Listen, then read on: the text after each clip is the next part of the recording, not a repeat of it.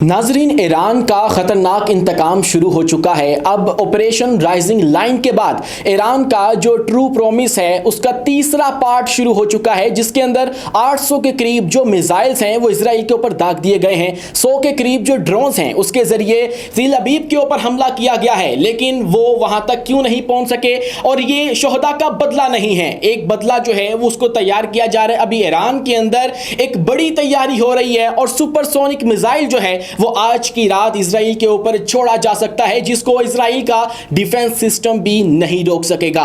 वो उनके ballistic missiles को रोक सकता है, वो उनके जो मार्टर गोले हैं उनको रोक सकता है, उनके दीगर मिसाइल को रोक सकता है। लेकिन जब ईरान अपना सुपरसोनिक मिसाइल इस्तेमाल करेगा तो तब इजराइल का क्या बनेगा? तब तो उनका आयरन डोम भी काम नहीं करेगा, तब तो उनको ये जो बीच वाले गद्दार ममालिक हैं ये भी नहीं बचा सकेंगे। तो तब उनके लोगों का क्या बनेगा? क्योंकि इस वक्त तिल अबीब के अंदर अफरा तफरी का माहौल है। वहां पे जो ज़ेरे ज़मीन पनाहगाहें हैं उनको एक्टिव कर दिया गया है, वहां पे इमरजेंसी नाफिज कर दी गई है, और ज़ेरे ज़मीन जो इलाज की सहूलतें हैं वहां पर भी इमरजेंसी नाफिज कर दी गई है।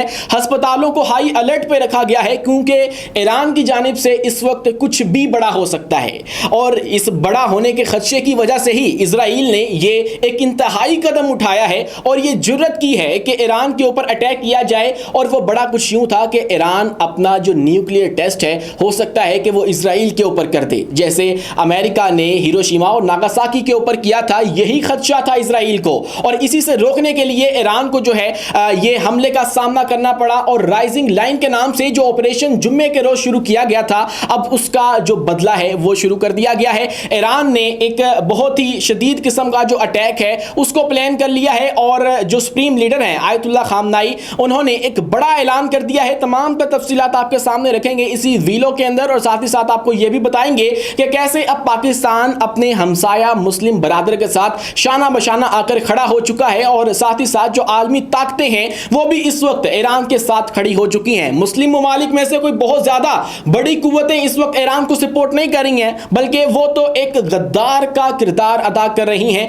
जिनके अंदर उर्दन सरे फहरिस्त है। मुझे तो समझ नहीं आती कि मैं इनके जो किंग अब्दुल्ला हैं उसको किंग अब्दुल्ला दोम कहूं या उसे गद्दार अव्वल कहूं। ये वो शख्स है जिसने ईरान की जानिब से दागे गए जो ड्रोन्स थे उनको मुकम्मल तौर पर इंटरसेप्ट कर लिया है। उनके जो मिसाइल्स हैं उनको उर्दन के ऊपर जो फजा है उसको इंटरसेप्ट कर लिया गया है, और उर्दन की जो एयर स्पेस है वो इजराइल के फाइटर जेट्स के लिए तो खुली, लेकिन जब ईरान ने उसी तरह से उसी लहजे के अंदर इजराइल को जवाब देना चाहा तो इन्होंने ये जवाब बनाया कि हम लोग अपनी फजा के ऊपर से किसी भी जंगी कार्रवाई को नहीं होने देंगे, और यह कहकर इन्होंने अपनी एयर स्पेस बंद कर ली है, जिसके नतीजे में ईरान के जो ड्रोन्स हैं वो इजराइल तक नहीं पहुंच सके हैं। लेकिन ये शोहदा का बदला नहीं था, शोहदा का बदला अभी तैयार किया जा रहा है, और एक बड़ा सरप्राइज जो है वो इजराइल को दिया जाएगा, और उसके अंदर जो है वो मिसाइलों की एक पूरी जो खेप है वो हो सकता है इजराइल के ऊपर आज की रात या कल के रोज जो है वो दाग दी जाए। ये हमला लेट क्यों हो रहा है आगे चल के डिस्कस करेंगे,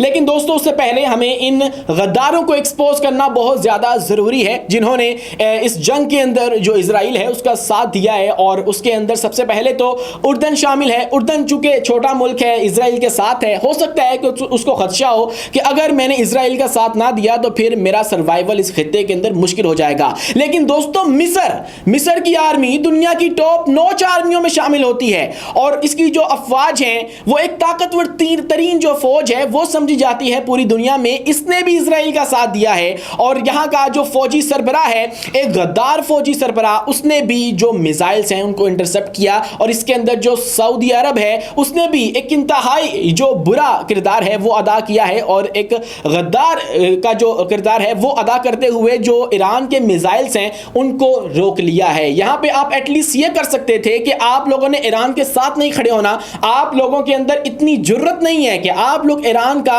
जो साथ है वो दे सकें या उसके ऊपर हुए एक बेतुके हमले की मजम्मत कर सके। तो आप ये कर सकते थे कि अपनी एयर स्पेस के अंदर उनके जो दागे गए मिसाइल हैं उसको इंटरसेप्ट ना करें। आपके आका इससे नाराज ना होते, आपको ज्यादा से ज्यादा जो है वो हल्की सी मुजाहमत का सामना करना पड़ सकता था, आपके जो प्रोजेक्ट्स हैं ट्रंप के साथ वो हल्के से मुतासिर हो सकते थे। लेकिन दूसरी जानिब आपने एक पूरे जो खित्ता है उसको जंग के अंदर धकेल दिया है। आपने ईरान के जो वजूद है, एक मुस्लिम मुल्क की बड़ी ताकत है, और वो ताकत जो कि इस पूरे खित्ते के अंदर सबसे ज्यादा टफ टाइम दे के रखती है इस सहूनी रियासत रियासत को आप लोगों ने उसके वजूद को खतरे में डाल दिया है। आप लोग उसके सामने आकर खड़े हो चुके हैं। आप लोगों की खुद अपने अंदर इतनी हिम्मत नहीं है कि आप लोग उससे हुनी रियासत के साथ आंखें मिलाकर बात कर सको। वो काम जो कि इस वक्त ईरान कर रहा था, और इस पूरे खित्ते के अंदर सिर्फ ईरान ही था जो कि इस वक्त जो इजराइल है उसके लिए कांटा बना हुआ था। बाकी तमाम तर ममालिक तो लेटे हुए हैं। आप देख लीजिए मिस्र का क्या किरदार है, वो गजा के अंदर जो एड है वो नहीं पहुंचने देता। आप देख लीजिए जो उर्दन है उसका किरदार तो शुरू से ही, शुरू दिन से जब पहली जंग हुई थी तब से एक गद्दार का राय, उसके ऊपर तो हम कुछ कह नहीं सकते। उसके अलावा अब शाम जो है उसके अंदर भी अब अमेरिकी तसल्लुत नाफिज हो चुका है, वहां पर भी अब अमेरिकी इन्फ्लुएंस्ड हुकूमत है। उसके अलावा दीगर जो यहाँ पे ममालिक आ जाते हैं तमाम के तमाम जो हैं वो इस वक्त मासवा यमन के या लुबनान के तमाम इस वक्त मगरिब से कंट्रोल हो रहे हैं। और इसी के साथ जो हमारी यहाँ की मशरकी रियासतें हैं, बड़ी सुपर पावर्स हैं, दो बड़ी सुपर पावर्स वो भी अब मैदान में आ चुकी हैं और उन्होंने भी इस हमले की कम से कम मजम्मत तो की है। आप लोगों से ज्यादा जुर्रत तो उसने दिखाई, रशिया और चाइना ने दोनों ने मिलकर ईरान के ऊपर इस हमले की जो है वो मजम्मत की है। लेकिन अभी ईरान का जो बदला है वो बाकी है और ईरान अभी तक जवाबी कार्रवाई उस तरह से नहीं कर रहा। ये जो ड्रोन्स भेजे गए हैं इजराइल की जानिब, इनका मकसद महज ये था कि आप लोग दुश्मन को पैनिक कर सको और उनकी जो सड़कें हैं उनको कुछ वक्त के लिए खाली करवा सको, उनके अंदर जो अफरा तफरी है वो फैला सको। ये एक जंगी हरबा होता है, एक जंगी टैक्टिक होती है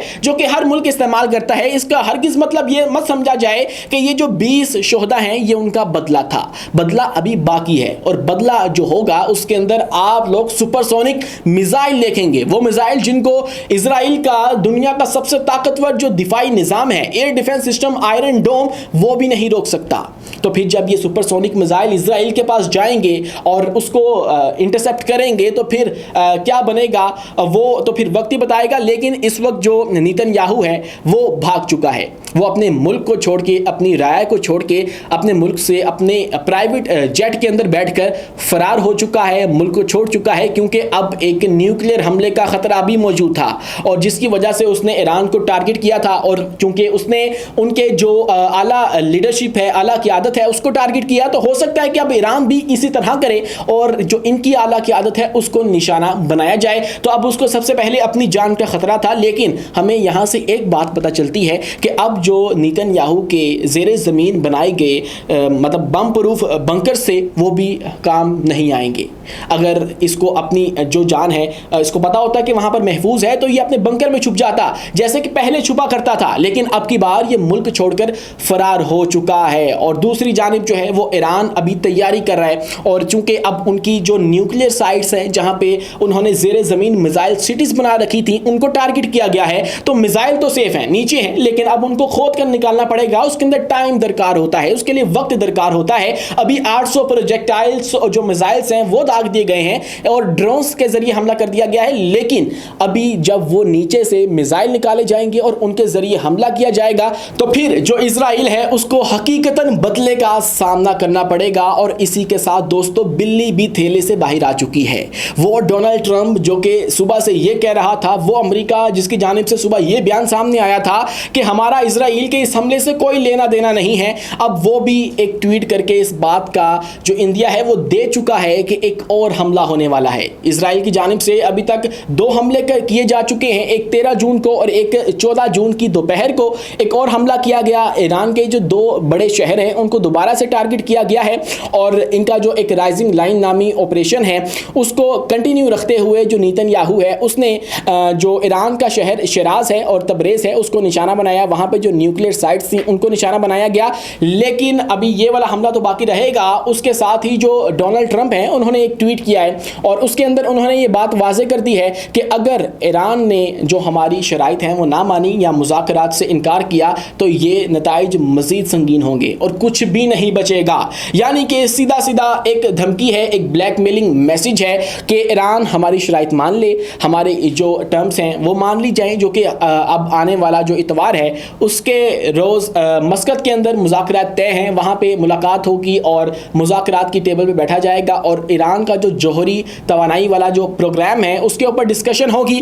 तो डोनाल्ड ट्रंप का यही था कि मान ले ईरान हमारी बात, तो शायद इसीलिए डोनाल्ड ट्रंप ने इसराइल को इस्तेमाल करते हुए खुद उससे ऐलान बरात करते हुए उसको हर तरह से अपनी सपोर्ट फराहम की, अपनी मदद फराहम की और पूरी दुनिया को कहा कि हमारा इनसे कोई ताल्लुक नहीं है और उसके उसके साथ ही उसने किया क्या कि जो इजराइल है उससे ईरान के ऊपर अटैक करवा दिया और उसको जो है वो एक तरह से प्रेशर में लाने की कोशिश की है ताकि वो हमारी जो बात है वो मान ले। और यहाँ पर मैं आपको ये याद दिलाता चलूँ कि डोनाल्ड ट्रंप जो हैं वो पहली शख्सियत हैं जिसने ईरान को ये धमकी दी थी कि अगर आप लोगों ने ये हमारी शराइत ना मानी और मुज़ाकरात से इनकार किया तो आपके ऊपर बमबारी होगी। अब बिल्कुल एग्जैक्टली वैसे ही हो रहा है और आज का जो ट्वीट है उसके अंदर तो उन्होंने अलल ऐलान इस बात का इतराफ़ कर लिया है कि इस इजरायली हमले के पीछे वो खुद ही थे और उनकी वजह से ही ये सब कुछ किया गया है। मकसद इसका सिर्फ ये था कि ईरान को रोका जाए कि वो अपनी जो एटमी तवानाई और हथियार और यूरेनियम अफसूदा करने की कोशिश है उसको रोक दे और अपना जो इरादा है उसको तर्क कर दे। लेकिन ईरान की जानिब से अभी तक जो है वो शदीद रद्द-ए-अमल आना बाकी है। अभी तक उन्होंने जिहाद का ऐलान कर दिया है। आयतुल्लाह ख़ामनेई ने यह कह दिया है कि जो इजराइल के जराइम हैं, जो उन्होंने अब वाला जुर्म किया है उसका दर्दनाक नतीजा होगा, उसकी सज़ा दी जाएगी और बहुत ही सख्त किस्म की सज़ा दी जाएगी। लेकिन यहाँ पर आपको ये भी याद रहना चाहिए कि जो आयतुल्लाह ख़ामनेई के कहे हुए लफ्ज़ हैं वो एक फतवे की हैसियत रखते हैं और उसके ऊपर जो ईरानी लोग हैं या शिया कम्युनिटी है वो मर मिटने को तैयार होती है और पूरे मिडल ईस्ट के अंदर शिया कम्युनिटी कहीं ना कहीं मौजूद है। तो हो सकता है कि अब महज ईरान से हमला ना किया जाए बल्कि ये जो दीगर ममालिक हैं, प्रोक्सीज इस वक्त मिडल ईस्ट के अंदर काम कर रही हैं, वहाँ से भी जो अमरीकी बेसिस है उनको निशाना बनाया जाए क्योंकि इस वक्त पूरा मिडल ईस्ट का जो खित्ता है वो हाई अलर्ट के ऊपर है। कतर का आप देख लीजिए कि उनके जो फाइटर जेट्स हैं वो हवा के अंदर हैं, सऊदी अरब के जो फाइटर जेट्स हैं वो हवा के अंदर हैं, मुत्तहदा अरब इमारात के जो फाइटर जेट्स हैं वो हवा के अंदर हैं और पाकिस्तान ने भी बाकायदा अपना जो अवैक सिस्टम है उसको एक्टिव कर दिया है कि किसी भी सूरत में अगर इजराइल हम सरहदें क्रॉस करके यहाँ भी आने की कोशिश करता है तो हम लोग उसका बर वक्त मुकाबला कर सकें, उसको भरपूर किस्म का जवाब दे सकें। आप इस बारे में क्या सोचते हैं कमेंट सेक्शन में अपनी राय से आगाह लाजमी कीजिए और वीडियो पसंद आने की सूरत में हमारे इस चैनल को लाइक कीजिए, सब्सक्राइब कीजिए और बेल आइकन को लाजमी दबा दीजिए ताकि हर नई आने वाली वीडियो आप तक बर वक्त पहुंच सके। शुक्रिया, अल्लाह हाफिज़।